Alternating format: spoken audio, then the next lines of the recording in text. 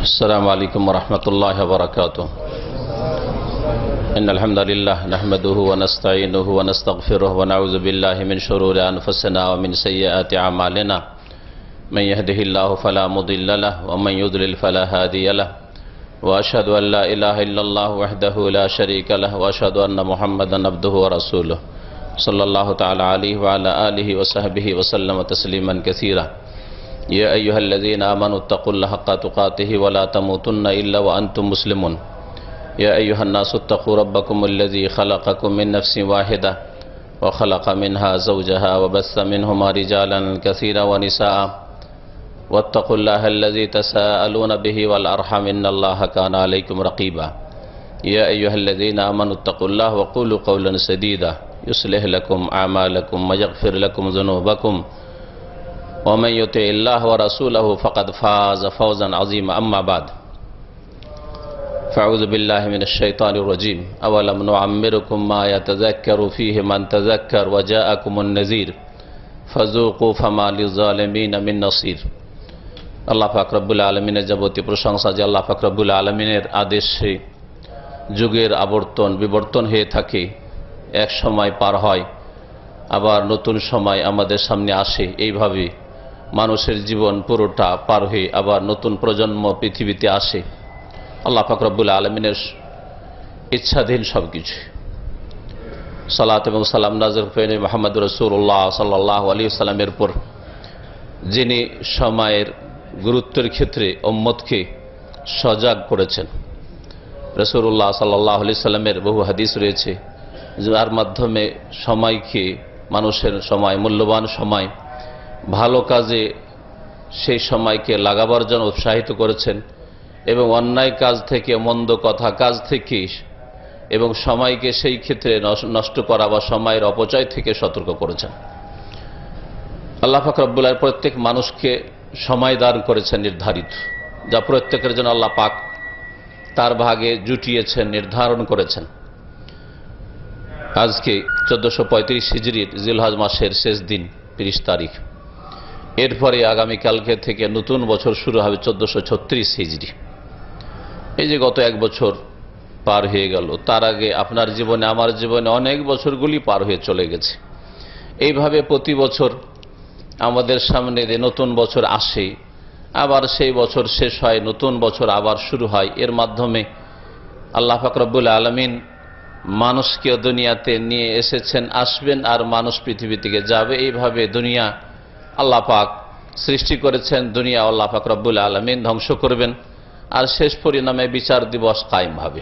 যখন নতুন বছর শুরু হয় অথবা কোনো বছর শেষ হয়, সেই সময় শরীয়তের দৃষ্টিতে কোনো করণীয় এমন কিছু নেই ইবাদত বন্দেগী, যে বছর শেষ হচ্ছে সেই জন্য বিশেষ কোনো সালাত আদায় করবেন, নামাজ পড়বেন, অথবা সিয়াম পালন করবেন, রোজা রাখবেন, অথবা বিশেষ কোনো খাস জিকির আজকার করবেন, অথবা তাসবিহ তাহলিল করবেন, বা নির্ধারিত পরিমাণ কোনো খাস ইবাদত বন্দেগী করবেন, সাদকা খায়রাত করবেন। এই রকম শরীয়তে কোনো বিধান নেই। যদি কেউ এগুলি মনে করে যে শরীয়ত সম্মত বছর শেষ হচ্ছে তাই বেশি বেশি দান খায়রাত করি, বেশি নামাজ পড়ি, তাহলে এগুলি হবে বিদআত। ইসলামে এর কোনো স্থান নেই। সে আরবি মাস, ইসলামিক মাস হোক, অথবা মানুষের তৈরি করা ইংরেজি অথবা বাংলা মাস হোক, বছর হোক, বছরের শুরুতে অথবা শেষে বিশেষ কোনো ইবাদত বন্দেগী শরীয়ত সম্মত নয়। তবে যেই বিষয়টি যখন আমাদের জীবনে একটা মোড় আসে আর নতুন মোড় শুরু হয়, রাস্তা দিয়ে যাচ্ছেন, তারপরে দুটো রাস্তা যাচ্ছে, কোন একটা রাস্তা আপনাকে নিতে হবে, অথবা নতুন একটা অবস্থা আপনার সামনে আসছে, সে অবস্থার সম্মুখীন হচ্ছেন, তখন আপনি চিন্তাশীল হন, চিন্তা করেন যে কোন রাস্তায় যাব, ডান দিকে যাব না বাম দিকে যাব, এখানে কি করব আমি। এই সব কথা আমরা দুনিয়ার ক্ষেত্রে চিন্তা করি। বছর একটা শেষ হচ্ছে, নতুন বছর শুরু হচ্ছে, বিশেষ একটা অবস্থা। এই ক্ষেত্রে একজন মুমিনকে বিশেষভাবে চিন্তাশীল হইতে হবে।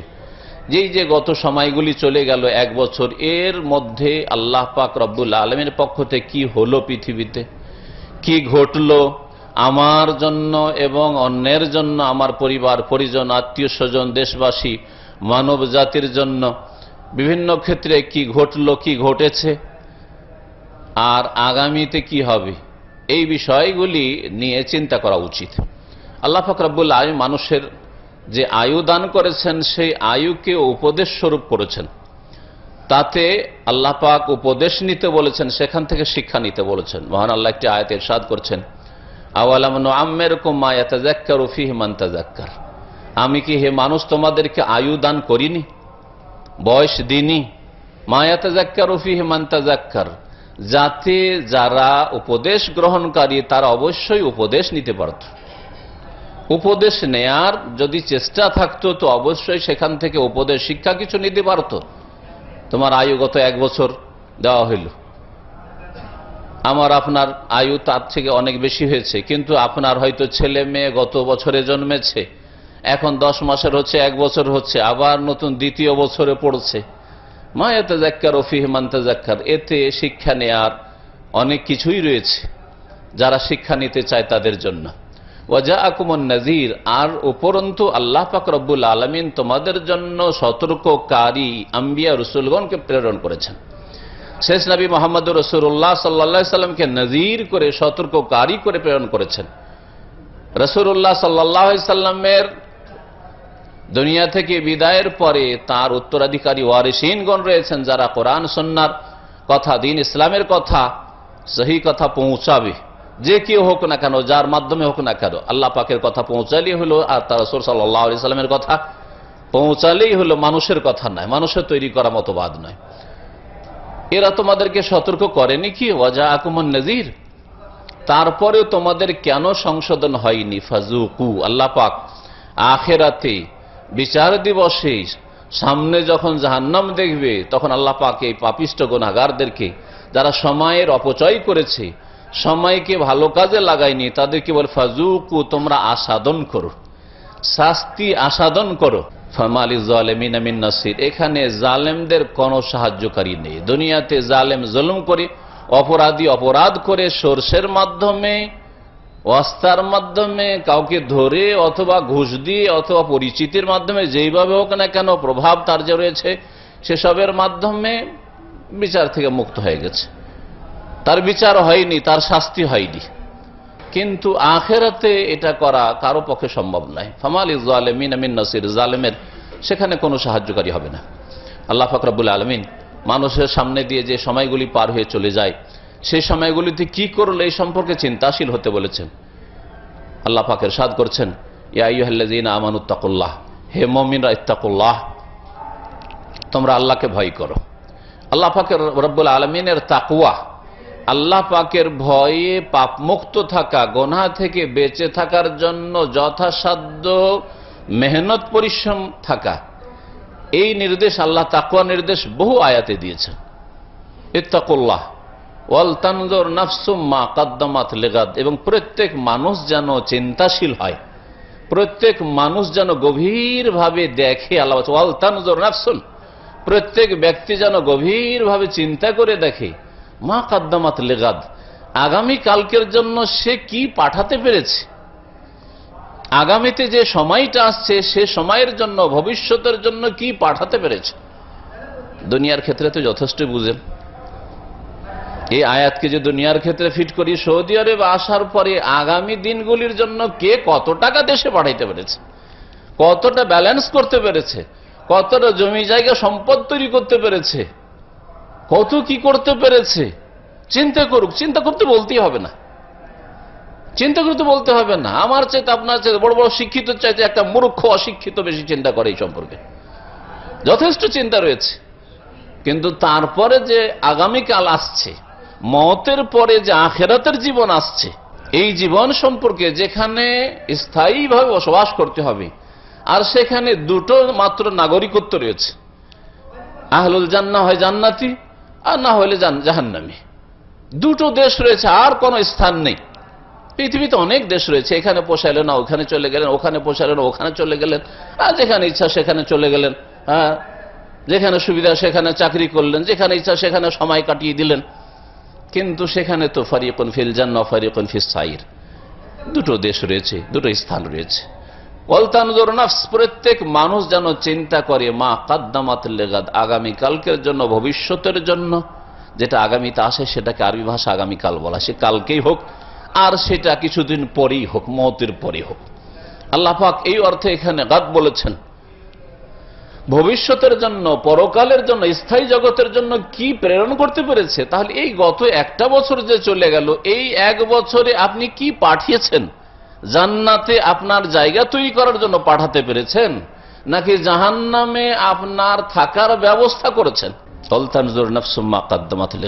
এতটুকু আয়াত শুধু যদি আখিরাতের প্রতি ঈমান থাকে, মওতের পরে আল্লাহ পাক উঠাবেন, আল্লাহ পাকের কাছে হাজির হইতে হবে, জবাবদেহি করতে হবে, তারপরে জান্নাত জাহান্নামের প্রতি ঈমান থাকে, আল্লাহর সামনে মুহাসাবা হবে, জবাবদেহি করতে হবে, এসবের প্রতি যদি বিশ্বাস থাকে, তাহলে প্রত্যেক মানুষ এই আয়াতের অংশটুকু চিন্তা করুক, সে হেদায়েত পেয়ে যাবে, সে দুনিয়া আখিরাতে কামিয়াব হয়ে যাবে। ওয়াল তানজুর নাফসু মা কদ্দামাত লিগাদ। আমি গতকালকে এক ভাইকে বলছিলাম যে আপনার সামনে যে দুটো, একজন মুসলিম হিসাবে দুটো চয়েস রাখা হয়, যে আপনার টাকার বেশি প্রয়োজন না নেকির বেশি প্রয়োজন। তো মুসলিম হিসাবে মৌখিক জবাব তো সবাই এক বাক্যে দেবেন যে আমার টাকার চাইতে বেশি নেকির প্রয়োজন, কিন্তু আকীদায়, বিশ্বাসে আর কথার সাথে সাথে আমলের মিল কি কথার সাথে আছে? আপনার বিশ্বাসের মিল কি আপনার কথার সাথে আছে? কথাই তো জবাব দিলেন যে আমার নেকির বেশি প্রয়োজন, টাকার কি প্রয়োজন রয়েছে? টাকা আজকে আছে, কালকে নেই। টাকা আমার মওতের পরে কোনো কাজে আসবে না, খালি হাতে যেতে হবে। এইসব উত্তর সব জানা আছে, আর মুখে ঠিক বলবেন, কিন্তু আপনার কাজ কি এই কথাটা বলছে? আপনার অন্তরের বিশ্বাস কি কথাই বলছে যে টাকার উপর যেমন বিশ্বাস, টাকাটা আমার দুনিয়ায় কাজে লাগে, নেকি আমার সৎ আমল আর গুনাহ থেকে বেঁচে থাকা দুনিয়া তো কাজে লাগবে আর আখিরাত তো কাজে লাগবে, আর এর বেশি প্রয়োজন। আর দিন ইসলাম শুধু মুখের বচনের নাম নাই, মুখে শুধু মন্ত্র পড়ার নাম নাই, তার আগে অন্তরে বিশ্বাসের নাম আপনার ইয়াকিনের সাথে বলতে হবে যে হ্যাঁ, আমার নেকির, নেক আমলের বেশি প্রয়োজন রয়েছে, আমার গুনাহ থেকে বেঁচে থাকার বেশি প্রয়োজন রয়েছে, নেকির ব্যালেন্সের প্রয়োজন টাকার ব্যালেন্সের চাইতে বেশি রয়েছে। আর কাজে কর্মে প্রমাণ করে দিতে হবে, আপনার ইবাদত বন্দেগীর মাধ্যমে প্রমাণ করে দিতে হবে, উত্তম চরিত্রের মাধ্যমে প্রমাণ করে দিতে হবে, আপনার হালাল জীবনযাপনের মাধ্যমে প্রমাণ করে দিতে হবে, হারাম থেকে বেঁচে থাকার মাধ্যমে প্রমাণ করে দিতে হবে যে সত্যি আপনার নেকির বেশি প্রয়োজন রয়েছে। আপনার সামনে যদি পেশ করা উদাহরণস্বরূপ যে আপনাকে 10,000 রিয়াল দেওয়া হচ্ছে, যান একটা বদল হজ করে আসেন, বদল হজ করে আসেন। আজ বিশেষ করে যাদের মজহাবে বদল হজ করার জন্য নিজের হজ করা লাগে না, ও গেলেই হইল, প্রথমবারই চলে যেতে পারে বদল হজ।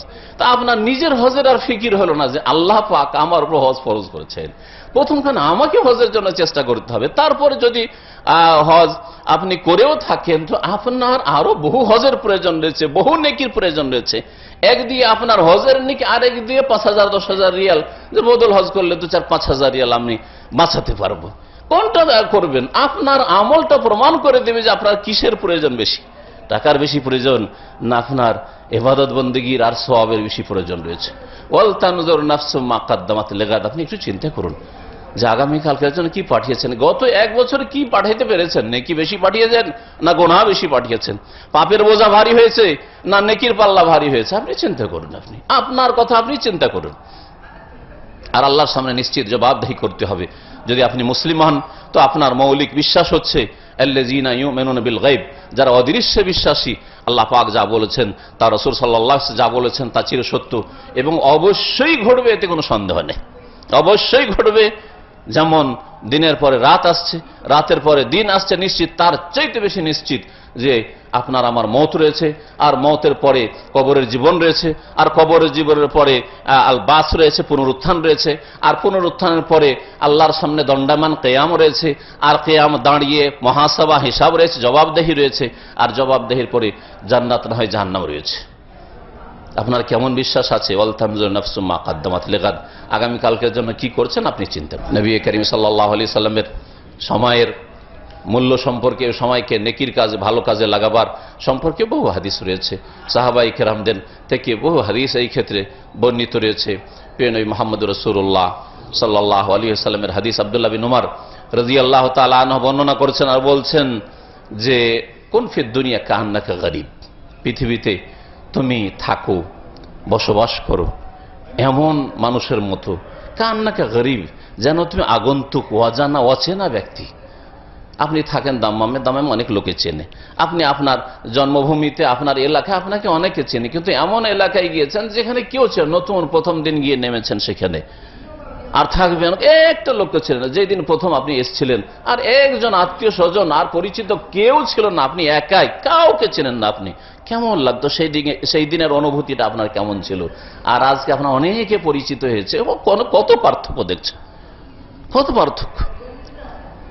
কান্নাকে গরিব, পৃথিবীতে দুনিয়াতে তুমি বসবাস করো যেখানে দুনিয়াতে ভোগের সামগ্রী অনেক রয়েছে, হালাল রয়েছে, হারামও রয়েছে, সেখানে কেমন ভাবে বসবাস করতে বলেছে রাসূলুল্লাহ? কান্নাকে গরিব, যেন অচেনা ব্যক্তি, তুমি কেউ চেনে না তোমাকে, নতুন তুমি সেখানে নেমেছো, কারোর সাথে তোমার পরিচয় নেই, কেউ যে তোমার সাহায্য করবে, কেউ যে তোমাকে আশ্রয় দিবে তাও দিবে না, জানি না কে ঘরে আশ্রয় দিলে কি থেকে কি করে। কান্নাকে গরিব।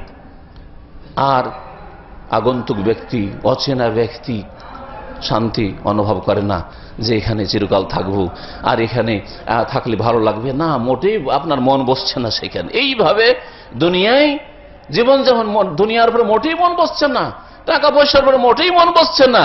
আমার গন্তব্য স্থান অনেক দূরে, গন্তব্য স্থানে আমাকে যেতে হবে, গন্তব্য স্থানে যাওয়ার জন্য আমাকে ব্যবস্থা নিতে হবে, গন্তব্য স্থান যাতে আমার ভালো হয় আর তার জন্য ব্যবস্থা নিতে। এইভাবে দুনিয়ায় জীবন যাপন করো, টাকা পয়সাকে কামড়ে ধরিও না, জমি জায়গাকে কামড়ে ধরে নিও না, ব্যবসা বিজনেসকে কামড়ে ধরে নিও না, আর চাকরিকে তুমি কামড়ে ধরে নিও, আর এগুলির উপর আস্থা ভরসা করিও না, ওই দিকে ঝাঁপিয়ে পড়িও না। কান্নাকা গরিব আও আবের সাবিল, অথবা ওই ব্যক্তির মতো হয়ে যাও যে ব্যক্তি হচ্ছে মুসাফির, পথিক, পথের পথিক, মুসাফির, সফর করছে, মাঝ রাস্তায় আছে, মাঝ রাস্তায় আছে সে। কখনো মাঝ রাস্তায় যত আরামদায়ক আপনি হোটেল পান আর বিশ্রামাগার পান, কখনো আপনি মনে করবেন না যে এখানকার বাথরুমগুলি পরিষ্কার পরিচ্ছন্ন, আর এখানকার মসজিদটাও দেখতে খুব সুন্দর লাগে, আর এখানে যে আমাকে রুম পেয়েছি সেটাও খুব সুন্দর, এত সুন্দর রুম আমার তো বাড়িতেই নেই, তাহলে এখানে আমি থেকে যাই। কখনো থাকবেন না, কারণ আপনার সামনে যে লক্ষ্য উদ্দেশ্য অনেক দূরে, গন্তব্যস্থান অনেক দূরে, ওখানে আপনাকে পৌঁছিতে হবে। সেজন্য কেউ দুনিয়ার সবচেয়ে সুন্দর এয়ারপোর্টেও যদি আপনাকে বলা হয় যে আপনাকে 10 ঘন্টা লেট করতে হবে, মাথা খারাপ হয়ে যাবে আপনার। আরে 1 ঘন্টা 1.5 ঘন্টার মধ্যে আমি ফ্লাইট চাই, মাথা খারাপ হয়ে যাবে আপনার, কখনো থাকতে চাইবেন না আপনি সেখানে। দুনিয়ার ক্ষেত্রে তো যথেষ্ট বুঝেন, আর এই অনুভূতিতে যথেষ্ট আছে, কিন্তু আখিরাতের ক্ষেত্রে দুনিয়াকে বলছেন দুনিয়াতে তুমি মুসাফির, মুসাফির। নবী করিম সাল্লাল্লাহু আলাইহি ওয়াসাল্লাম মালি ওয়ালি দুনিয়া, দুনিয়ার সাথে আমার কি বা সম্পর্ক? টাকা পয়সা, ধন সম্পদ আর ভোগ বিলাস, সামগ্রী আর নেতৃত্ব, এসবের সাথে কি আমার সম্পর্ক?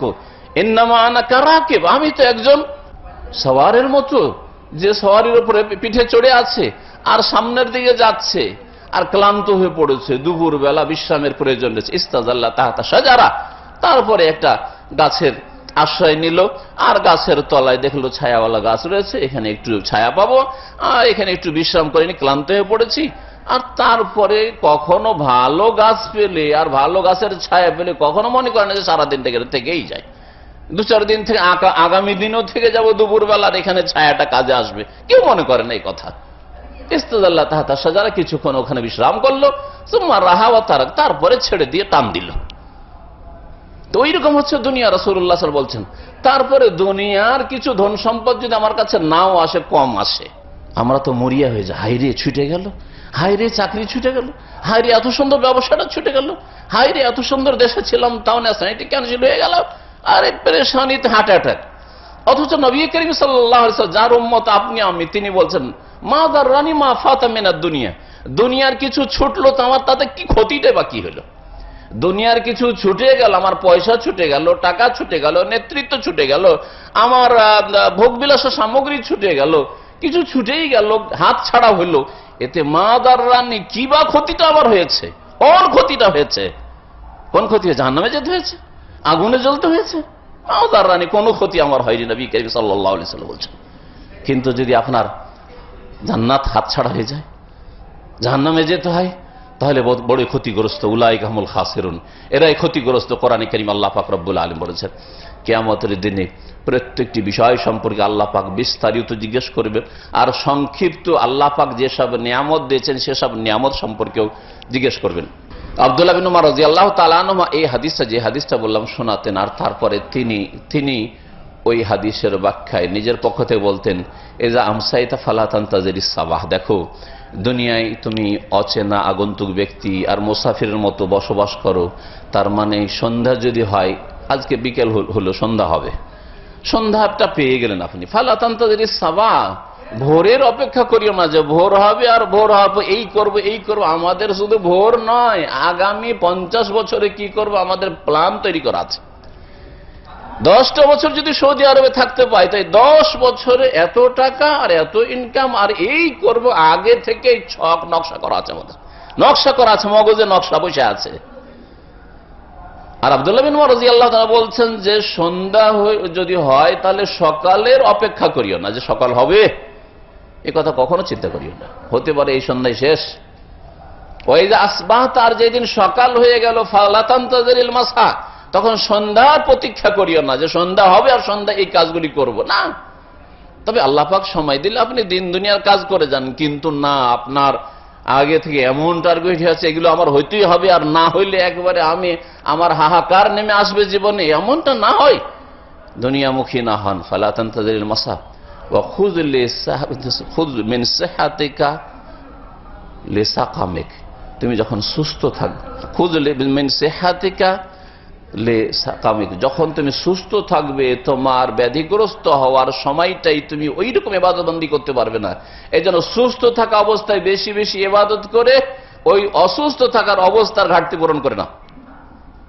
যখন সুস্থ আছেন তখন তাহাজ্জুদ পড়লেন না, সুস্থ আছেন তখন আর ফজর পড়তে আসেন না, লম্বা টানে ঘুম দিলেন। আর যখন অসুস্থ হয়ে পড়েছেন আর জান চলছে না, শরীর চলছে না, তখন মনটা চাইছে একজন মুসলিম হিসাবে যে ফজরটা পড়তে যেতাম, কিন্তু উঠতে পারছেন না, বিছানা থেকে চলতে পারছেন না, রুকু সিজদা ঠিক করে করতে পারছেন না। এটা একজন জ্ঞানীর পরিচয় নয়। সুস্থ আছেন, অসুস্থ অবস্থার জন্য আগে থেকে ব্যালেন্স তৈরি করে নেন।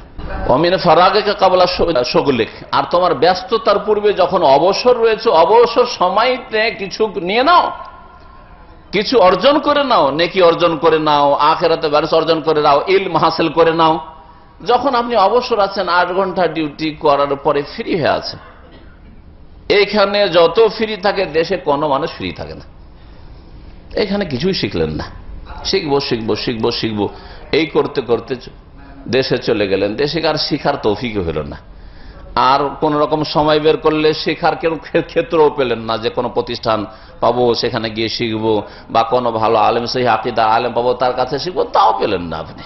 বলে মুমিন হায়াতিকা লে মৌতিকা, আর মৌতের পূর্বে তোমার এই হায়াতেই তুমি কিছু গ্রহণ করে দাও যতদিন বেঁচে আছো।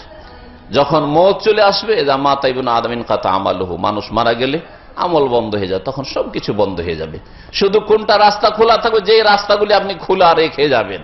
যদি ভালো রাস্তা আপনার জন্য খুলে রেখে যান, তাহলে সেই ভালো রাস্তা দিয়ে আপনার কাছে নেকি পৌঁছিতে থাকবে। আর মন্দ রাস্তা যদি খুলে যান, তাহলে মন্দ রাস্তা দিয়ে গুনাহ পৌঁছিতে থাকবে, যেটা অনেকে চিন্তা করে না। কিন্তু আপনি ভালো রাস্তা আলহামদুলিল্লাহ খুলে গেছেন, নেক সন্তান আপনি প্রতিপালন করে গেছেন, ছেলে মেয়ে হয়েছে, তাদের প্রত্যেকে নামাজি বানিয়েছেন, দ্বীন ইসলাম সম্পর্কে শিক্ষা দিয়েছেন, তাহলে এটা ভালো রাস্তা আপনি খুলে গেছেন। আপনি কিছু সাদকায়ে জারিয়া করে গেছেন, দান খায়রাত করে গেছেন, যেই দান থেকে মানুষ উপকৃত হইতে আছে, তাহলে এই নেক রাস্তা আপনি খুলে গেছেন। এখান থেকে আপনি মারা গেলেও আপনার কাছে নেকি পৌঁছিতেই থাকবে, নেকি পৌঁছিতে থাকবে। আপনি কিছু বিদ্যা ছেড়ে গেছেন, লিখনি হোক আর বা মানুষকে হেদায়েত করা হোক, যেই রকমই হোক না কেন, যে কোনো বিদ্যা আপনি ছেড়ে গেছেন, শিক্ষা দিয়েছেন, কাউকে ভালো শিক্ষা দিয়েছেন, গঠনমূলক শিক্ষা দিয়েছেন, দিন দুনিয়ার গঠনমূলক শিক্ষা দিয়েছেন, যা দিয়ে মানুষের দিন দুনিয়া গঠন হয়, এইরকম কোন শিক্ষা দিয়ে গেছেন, তাহলে আও ইলমিন ইউনতাফাউ বিহি, সেই ভালো রাস্তা আপনার জন্য খোলা আছে। মারা গেছেন, আপনার এলম যে শিখাচ্ছিলেন বন্ধ হয়ে গেছে, আপনি যে কিছু মানুষের খেদমত পেশ করছেন বন্ধ হয়ে গেছে, কিন্তু নেক রাস্তা খোলা আছে। এইরকম অনেক রাস্তা একটা একটা করে দেখলে হইতে পারে। আপনি একটা নলকূপ দিয়ে গেছেন গরিবের বাড়িতে, একটা গরিবের বাড়িতে একটা বাথরুম দিয়ে গেছেন, একটা গরিবের ঘর তৈরি করে দিয়ে গেছেন, একটা এতিমকে মানুষ করে গেছেন, একটা বিধবার খরচ ভরণ পোষণ দিয়ে গেছেন, এইভাবে যত একটা মসজিদ বানিয়ে গেছেন। আর সেই মসজিদ চলতে আছে, নামাজ পড়তে কত মানুষ যেখানে নামাজ পড়ছে, অজুখানা তৈরি করে দিয়ে গেছেন, ইত্যাদি যত রকম হতে পারে। এইগুলি হচ্ছে ভালো রাস্তা। ভালো রাস্তা যদি খুলে দিয়ে চলে যান, ওই রাস্তা দিয়ে আপনি মারা গেলেও নেকি পৌঁছে থাকবে। আর মন্দ রাস্তা যদি খুলে যান, সিনেমা হল রেখে গেছেন যাতে করে ছেলে মেয়েরা রুজি রোজগার করে খায়, জি হ্যাঁ, বাড়িতে রেখে গেছেন আপনি গান বাজনার যন্ত্র, যেগুলি দিয়ে আপনার ছেলে মেয়েদের চরিত্র ধ্বংস হয়। জি হ্যাঁ, গুনার রাস্তা খোলা রেখে গেছেন। অসৎ ছেলে রেখে গেছেন, ডাক্তার ইঞ্জিনিয়ার তৈরি করার তো ফিকির চিন্তা ছিল, কিন্তু নামাজি মুসলিম তৈরি করার ফিকির ছিল না। তাহলে অসৎ সন্তান তৈরি করে গেছেন, আল্লাহর বিরুদ্ধে বলছে, আল্লাহ রাসূলের বিরুদ্ধে বলছে, দিন ইসলামের বিরুদ্ধে বলছে, ইসলামের বিধিবিধানের বিরুদ্ধে বলছে, কোরবানির বিরুদ্ধে বলছে, হজের বিরুদ্ধে বলছে। এইরকম অপরাধী পয়দা করে গেছেন, অপরাধী সন্তান। তাহলে আপনার গুনহার বোঝা চাপতে আছে, চাপতে আছে, চাপতে আছে, কারণ ওই রকমই তৈরি করে গেছেন, ওই রকমই তৈরি করে গেছেন। আপনার টার্গেট ছিল মন্ত্রী মিনিস্টার তৈরি করব আর ডাক্তার ইঞ্জিনিয়ার তৈরি করব, কিন্তু মুসলিম তৈরি করব, এই চিন্তা আপনার ছিল না। সুতরাং গুনহার বোঝা চাপতে আছে, গুনহার বোঝা চাপতে আছে। ফিরে আসি, যে বছর শেষ হলো আর নতুন বছর শুরু হতে যাচ্ছে, নেকির ব্যালেন্স বাড়ান। নেকির মেলা রাস্তা রয়েছে। ফরজ ওয়াজিব, প্রথম নেকির রাস্তা, ফরজ ওয়াজিবে ঘাটতি রেখে নফল মুস্তাহাব দিয়ে নেকি করে কখনো মুক্তি পাওয়া যাবে না। মুখস্থ করেন ভালো করে। যদি 5 ওয়াক্ত নামাজে ঘাটতি থাকে, ফজরটা পড়েন না, আর অনেক নফল নেকি থাকে, কোনদিন নাজাত পাবেন না। রমজানের রোজাতে ঘাটতি, ফরজ জাকাতে ঘাটতি, আর দান খেরাত করে আর অন্য সময়ে রোজা রেখে মনে করবেন নাজাত পেয়ে যাব, এইরকম চিন্তা করিয়েন না। আল্লাহ পাকের কাছে সবচেয়ে প্রিয় আমল হচ্ছে ফারাইজ, ফরজ আদায় করা, এবং আল্লাহ পাকের নৈকট্য লাভের জন্য সবচেয়ে উত্তম উপায় হচ্ছে ফরজ ইবাদত বন্দেগীর হেফাজত করা, আর হারাম কবিরা বড় গুনাহ থেকে বেঁচে থাকা। এই ইতিবাচক আর নেতিবাচক, পজিটিভ নেগেটিভ দুটোকে ঠিক রাখার পরে অনেক নেকির রাস্তা রয়েছে।